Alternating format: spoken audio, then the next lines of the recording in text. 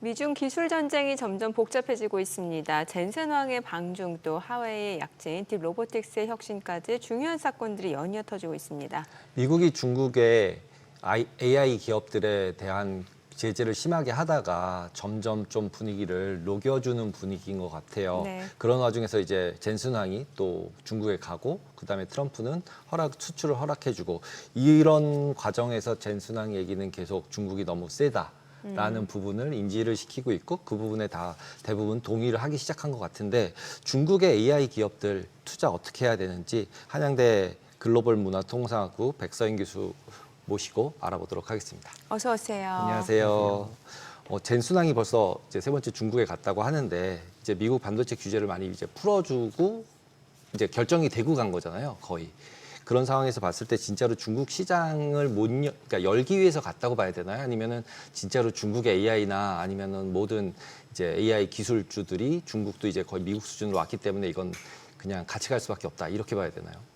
네, 일단 두 요소가 다 있는 것 같고요. 그래서 뭐 개인적으로 상당히 의외입니다. 그래서 H20도 절대 안 열어줄 것 같았는데 그쵸. 네. 이게 열어준 것 같고 그 배경에는 이제 엔비디아가 다른 기업과 다르게 사실 중국 시장에 가장 공을 들이는 기업이죠. 그러니까 다른 AI 기업들은 미국의 AI 기업들은 어차피 중국에서 장사를 못 하고 돈을 전혀 벌고 있지 않기 때문에 과거에 사실 미국과 중국이 사이가 안 좋을 때 중간에서 어떤 완충자 역할을 기업들이 미국 기업들이 많이 했는데 이번에는 전혀 없었죠. 엔비디아밖에 없었는데 그 이유는 아무래도 매출이 하나 있었을 것 같고요. 그리고 특히 이제 최근에 화웨이의 여러 제품들이 나오면서 이게 H20이라는 제품이 사실 이미 레거시화된 정도가 있어서 그러니까 풀어줘도 무방하다라는 판단이 좀 종합적으로 작용한 것 같습니다. 이전에는 솔직히 애플이랑 테슬라가 어떻게 보면 미국하고 중국하고 양쪽을 사업을 다 잘한다. 그래서 이제 그 두 개에다가 투자를 하면 미중이 싸우거나 누가 더 잘해도 괜찮다 그랬는데 실제로는 오히려 중국에 투자해서 오히려 성과가 좀 나빴었던 거잖아요. 상대적으로 엔비디아는 다른 것들에 비해서. 그런 와중에서 지금 이제 엔비디아는 이제 거기에 제가 볼 때는 조인한 것 같아요. 중국과 미국을 다 하겠다. 거기에 조인한 것 같은데 그 부분을 결국 이제 트럼프랑 계속 싸우고 있는데 이 상황이 어느 정도는 지속이 되고 그 다음에 양쪽을 다 이렇게 지원하는 게 가능하긴 한 건가요? 굉장히 어려운 문제고요. 사실 네. 이제 엔비디아가 H20을 받아낸 것 자체가 그래서 놀랍다고 말씀을 드린 건데 이게 중장기적으로 계속 가능할까라고 하면 전망이 좀 밝지만은 않다라는 밝진 않아요. 네, 생각이 듭니다. 일단은 H20이라는 것 자체도 지금 사실 미국 입장에서는 H20을 지금 안 풀어주면 그러니까 이미 이 기술 자체가 레거시화 된 것도 있지만 안 풀어주면 이제 중국의 제품들이 중국 밖으로 나오기 시작할 것 같아서 사실은 중국 전체의 AI 생태계에 미국에 대한 의존도를 일정 부분 유지해 나가자 뭐 이런 심산도 있는 것 같거든요. 그런데 H20은 지금 얼추 중국 내부에 나온 제품들을 봐도 그 정도는 도달을 했고 그리고 이제 앞으로 공개될 제품들이 그거보다 성능이 더 좋을 것으로 예상이 됩니다. 그럼 그렇게 된 상황에서 중국의 소비자들, 중국의 기업들이 과연 H20을 물론 없을 때보다는 더 많이 쓰겠지만 그렇게 매력적인 대안일까? 그러면 사실 또 더 좋은 제품을 팔려고 허락을 또 받아야 되는데 그럼 그때는 허락을 해줄 것인가 이런 것들이 사실 계속 불확실성으로 남아 있는 것 같습니다. 네. 지금 특히나 이제 중국에서 그 AI 굴기 최전선에 있는 업체가 바로 이제 좀 전에도 언급 주셨던 화웨이 같은데 이제 화웨이 같은 경우는 지금 보니까 자체적으로 지금 그 파운드리 업체까지도 SMIC를 통해서 양산했고 여기에다가 생성형 AI 모델 보니까 클라우드 매트릭스 이게 뭐 엔비디아보다 어떤 측면에서 성능이 2배 이상 좋다 이런 얘기까지 나오고 있는데 이게 어느 정도예요? 용어 자체도 사실 너무 어렵고 정확히 이게 생성형 AI 모델을 구동하는 거라고 하는데 이거 좀 쉽게 설명을 해주세요. 네, 그러니까 특정 어떤 예. 제품이나 이런 것들 설명드리는 것보다는요. 네네. 그러니까 화웨이 자체를 좀 설명드리는 예. 게 좋을 것 같은데요. 저희가 AI가 제대로 돌아가려면 다 아시지만 데이터가 있어야 되고 네. 그다음에 클라우드가 있어야 되고 네. 또 데이터 센터에 들어간 칩도 있어야 되고 그리고 사실 이거를 적용할 영역들이 많이 필요하지 않겠습니까?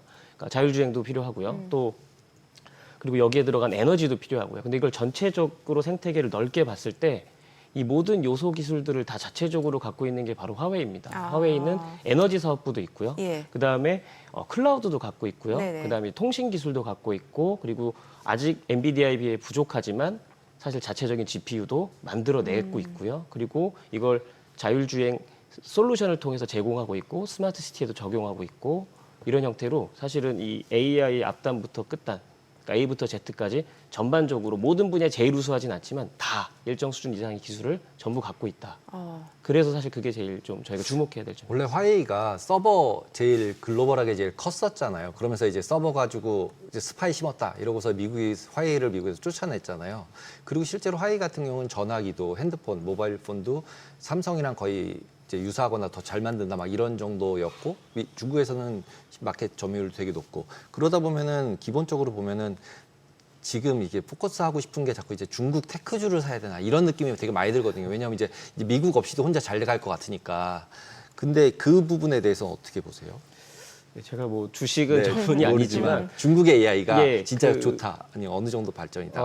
네, AI로 봤을 때는 사실은 중국 AI의 가장 큰 강점은 결국 상용화 그리고 실생활에 다 적용된다라는 게 제일 큰 강점인 것 같습니다. 그러니까 스마트폰에 그리고 심지어 우리가 사용하는 뭐 병원 이런 데도 이제 AI 서비스가 다 들어가 있고 그다음에 이제 뭐 로봇이나 이런 데도 사실 이미 다 적용이 돼 있어서 실질적으로 매출이 일어나고 그걸 통해서 돈을 버는 게 가장 큰 미주인 것 같고요. 근데 그런 것들이 좀 견조하게 잘 앞으로도 계속 유지가 된다면 뭐 주식 가치에도 좀 반영이 되지 않을까라는 생각이 좀 있습니다. 기술은 이미 중국 기술이랑 미국 기술이랑 비교를 하면 이제 교수님이 보시기에 기술적으로 봤을 때는 몇 퍼센트 정도 미국이랑 중국이랑 이제 따라왔다라고 보실 수 있으세요? 예, 뭐 제가 평가를 하기 좀 그렇고요. 이제 여러 자료 이제 공신력 있는 자료들을 보면 특히 이제 AI 있어서는 뭐 의미 없는 수준 한 6개월 이하까지 왔다. 그러니까 결국 미국이 앞서 있는 건 맞습니다. 분명히 맞고요. 그러나 그 미국과 중국의 격차가 굉장히 뚜렷하게 성능 격차로 이어질 정도까지 아주 많이 벌어지지 않는다. 그리고 미국이 계속 앞서 나가면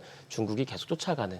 그러니까 상당히 좀 근접한 수준이 계속 유지되고 있다. 이렇게 말씀드릴 수 있을 것 같습니다. 지금 말씀해주신 화웨이 같은 경우는 그런데 지금 얘기를 들어보면 자체적으로 설계부터 칩 생산까지 다 할 수 있다라고 하면은 사실 엔비디아에서 수입을 안 하더라도 다 가능하다라는 거잖아. 그럼 결국에는 엔비디아가 지금 H20 수출을 중국에 할 수 있게 된 거는 중국 기업들한테 좋은 거기도 하지만 엔비디아 입장에서도 좋은 거고 오히려 중국 기업들은 이번 일을 계기로 조금 더 좀 독자적으로 좀 자체적으로 좀 AI 쪽에 뭔가 산업이라든지 이 부분에서 정부의 전격적인 지원이 있었다라고 봐도 돼야 되는 거 아닌가요? 어떻게 봐야 돼요? 예, 맞습니다. 그래서 H20 지금 통제가 이게 완화되기 전까지 예. 중국 정부 완전히 지금 이제 이 국산 GPU 만들어서 쓰도록 엄청나게 장려를 하고 있었고요. 네. 그럼에도 불구하고 이제 기존의 엔비디아 제품 그리고 엔비디아 생태계에서 활동하던 그런 관성들이 남아 있어서 이게 빠르게 오르지 못하던 상태였습니다. 그래서 작년 기준으로 한 10%에서 20% 정도 네. 있었고 또 중국이 AI를 워낙 많이 쓰니까 국산에서 공급하는 칩도 네. 완전히 완벽히 수요를 만족시켜주지는 못하거든요. 그래서 그런 부분들은 있고 지금 H20이 되면서 단기적으로는 중국의 많은 이 IT, AI 기업들이 사실 이걸 많이 쓸 거는 같습니다. 아, 지금 속도가 붙게 된다는 거예요. 네. 이 H20은 지금 단기적으로 많이 살 수밖에 없죠. 지금 네. 현재는 어떤 칩도 모두 다 부족하니까 쓸 수밖에 없을 것 같고 그러나 기술 자립, 이 칩에 있어서 기술 자립 트렌드는 계속 강력하게 유지가 될 것 같습니다. 예. 네. 그러면 이제 AI 모델 관련해서는 이제 딥시크가 나오면서 딥시크 모멘트라 그러면서 이제 굉장히 많이 핫해졌다가 지금 좀 잠잠해졌잖아요. 그러면서 다시 이제 메타가 초인공지능 만든다 그러면서 이제 더 하드웨어를 더 늘려야 된다 이쪽으로 돌아갔는데 그 부분은 중국에서는 어떻게 반응을 하고 있나요? 뭐 어차피 미국 모델을 못 쓰는 거잖아요, 걔네들은. 예, 그렇죠. 그 사실 뭐 미국이 다시 또 이제 한번 격차를 확 벌이려고 또 많은 투자를 하고 있고 또 저희가 주목할 만한 것들이 그 안에 있는 되게 우수한 인재들 엄청나게 많은 천문학적인 금액을 지불해서 스카우트해간 거 이런 것들은 중국에서도 엄청나게 사실 많이 주목을 받고 있고요. 미국이 다시 또 앞서 나가려고 한다 이런 생각들이 있고 그에 맞춰서 중국도 지금 딥시크도 계속 버전이 새로 나오고 있고 딥시크와 유사한 여러 다른 것들도 많습니다. 뭐 문샷 AI에 나온 킴이라던가 특히 대표적으로 알리바바, Q1 같은 것들도 계속 업데이트가 되는데 여긴 기본적으로 오픈소스 모델이고 성능들이 계속 굉장히 좋아지고 있습니다. 그래서 빠르게 또 추격하려고 하는 그런 모양새를 보이고 있다 이렇게 말씀드릴 수 있겠습니다. 그리고 딥시크가 이제 올해 그 우리나라로 이제 구정 연휴 때 딱 등장을 하면서 지금 뭔가 지금 화두가 됐는데 왜 항저우 출신인지도 다들 궁금해하고 왜 그쪽에서 그런 인재들이 나오고 그런 쪽 얘기가 나오는지도 궁금하거든요. 어떤 지역적인 특성이 있을 것 같아요. 예, 그래서 왜 항저우냐, 뭐 이게 우연이냐 이렇게 말씀하시는데 그냥 항저우는 사실 중국 내에서도 탑 5의 혁신 클러스터입니다. 그래서 중국의 5대 명문대 중 하나인 저장대가 네네. 이미 있었고요. 그다음에 알리바바 본사가 위치하고 있습니다. 네. 그리고 상하이랑 가깝고요. 그러니까 생태계 자체가 굉장히 좋죠. 인재도 있고 돈도 있고 앵커 기업도 있고 네. 그다음에 이제 항저우 정부가 굉장히 또 혁신 친화적이어서 정책들을 굉장히 또 좋은 정책들을 많이 냈습니다. 이런 것들이 종합적으로 작용을 해서 나온 것이고요. 사실 저희가 딥시크 때문에 거기를 많이 보게 되는데 네. 중국의 원래 전통적으로 이 혁신 클러스터 대표적인 혁신 클러스터 베이징이라던가 그다음에 뭐 상하이, 그다음에 선전 이런 데들도 이미 또 잘하고 있습니다. 굉장히 좋은 기업들이 네. 이미 많이 있습니다. 그리고 이제 다음으로는 이제 로보틱스 같은 경우도 실제로 중국 같은 경우 이제 마라톤도 하고 격투기도 하고 축구도 하고 영화로 봤던 것들을 실제로 해보고 있는 것 같은데 결국은 로보틱스도 어떤 데이터나 좀 이제 개인 정보 이런 것들에 좀 이제 많이 필요한데 그걸 마음대로 할 수 있는 중국이 발전이 더 빠른 게 아닌가 이런 느낌도 좀 있는데 교수님은 어떻게 생각하세요? 네, 지금 빠르게 발전하고 있는 중이다. 이렇게 말씀드리는 게 맞는 것 같습니다. 그래서 원래부터 강국은 아니었고요. 그리고 뭐 수년 전만 해도 그렇게 기술이 앞서 있지 않았습니다. 그런데 이제 최근 몇 년간 이제 AI의 넥스트 어떻게 보면 배틀필드라고 할 수 있는 다음에 지금 중요한 AI와 결합이 될 중요한 영역이 휴머노이드 로봇인데 이쪽을 아주 중점적으로 육성을 하고 있고요. 말씀하셨다시피 이 로봇도 결국은 이제 액션 토큰이라고 하는 이제 행동 데이터라던가 그리고 실제 사용을 할 수 있게 공장에 투입이 되려면 규제가 되게 많이 개선이 돼야 되는데 이런 쪽에서 중국의 우위가 있기 때문에 지금 굉장히 빠르게 굉장히 많은 로봇 기업들이 그걸 개발하고 현장에 투입하고 인간을 대체하고 하면서 빠르게 성장하고 있습니다. 네. 그리고 이제 뭐 딥시크 때도 굉장히 충격적이었던 게 이제 오픈 소스 AI 모델이었다라는 게 충격적이었죠. 그래서 이거에 대해서 여러 가지 좀 해석들이 나왔어요. 그래서 이게 그만큼 뭐 자신 있는 거다라는 얘기도 될 수 있을 것 같고, 글쎄요, 왜 이렇게 중국 같은 경우는 뭐 알리바바도 그렇고 텐센트도 그렇고 다 이렇게 오픈 소스 AI 모델을 내놓는지 그것도 좀 궁금하거든요. 네, 이거는 이제 예. 후발주자로서 쓸 수 있는 굉장히 유효한 전략인 것 같습니다. 그래요. 그래서 당연히 기본적으로 기술력이 어느 정도 받침이 되고 네. 자신이 있으니까 이건 오픈으로 해도 많은 사람들의 선택을 받을 거다라는 확신이 하나 있었을 것 같고요.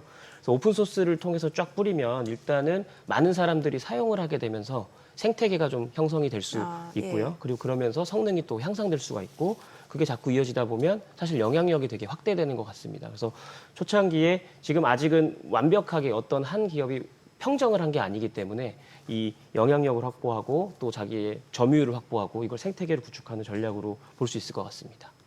지금 이제 중국이 지금 저희가 얘기했듯이 AI, 로봇, 그다음에 배터리, 그다음에 반도체도 지금 굉장히 많이 따라왔고 그나마 HBM은 하이닉스랑 삼성전자가 있고 이제 중국에서는 특별하게 이름이 나오고 있지는 않잖아요. 이런 와중에서 그러면 HBM 기술도 중국한테 뺏길 가능성도 현재 있는 건가요? 예, HBM은 사실 아직은 기술 격차가 뚜렷한 영역인 것 같습니다. 그래서 많은 전문가분들이 이미 평가를 하고 계시는데 뭐 성능도 그렇고 여러 가지 면, 수율도 그렇고 여러 가지 면에서 아직은 뚜렷하다.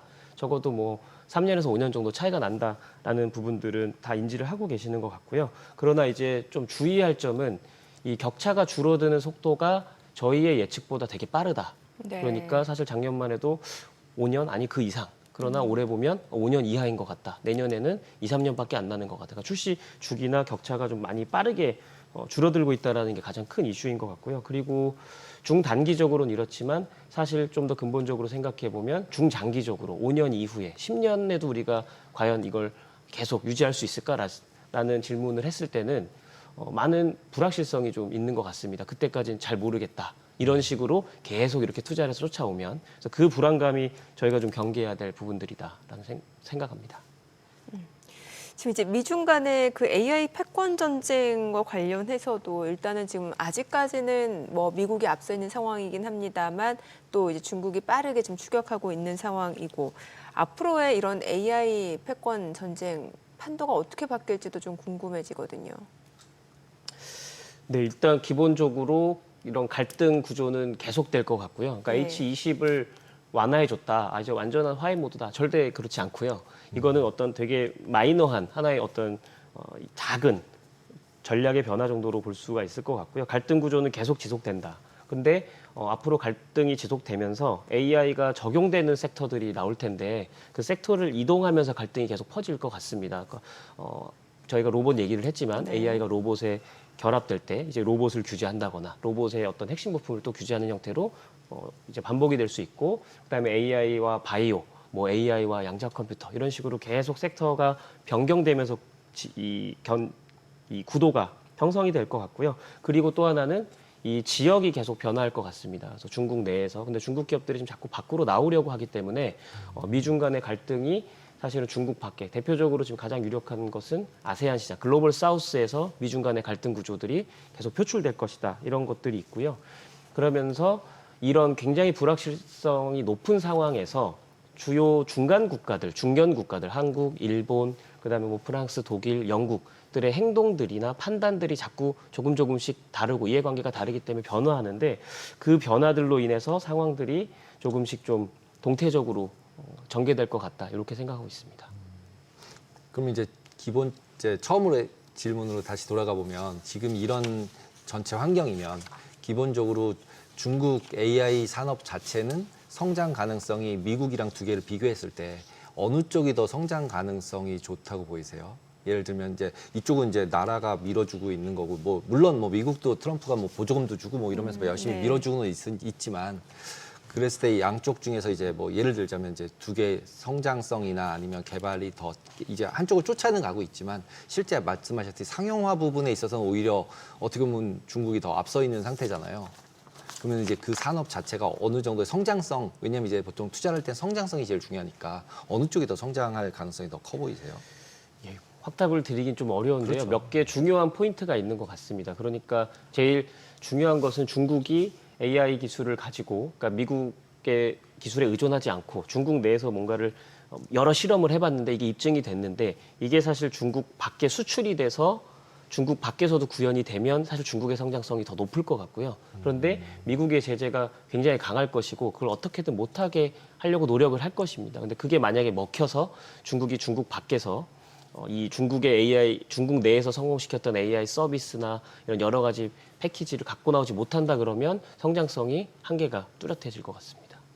네, 오늘 내용 여기까지 듣겠습니다. 잘 들었습니다. 고맙습니다. 네.